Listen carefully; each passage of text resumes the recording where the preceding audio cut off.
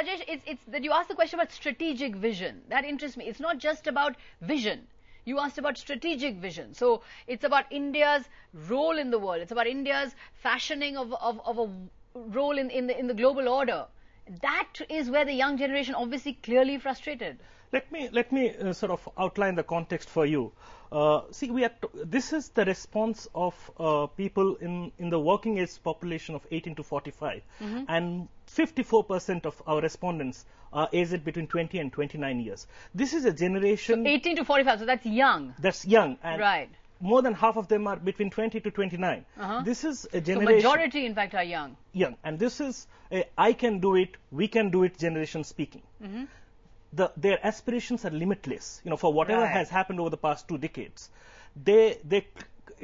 I look at these results in a very different way.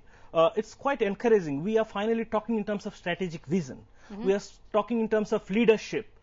10 years ago, we perhaps never talked about these things.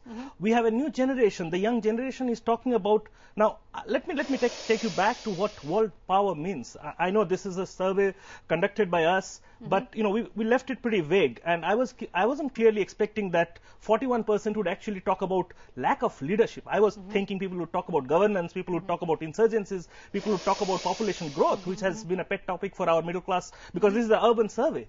But 41% said lack of good leadership. Right. People's aspirations have changed.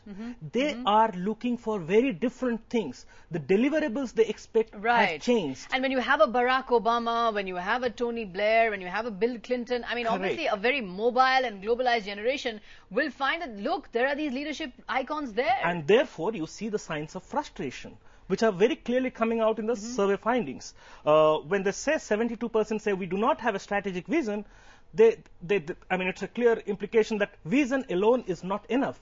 There has to be a strategy to execute that vision.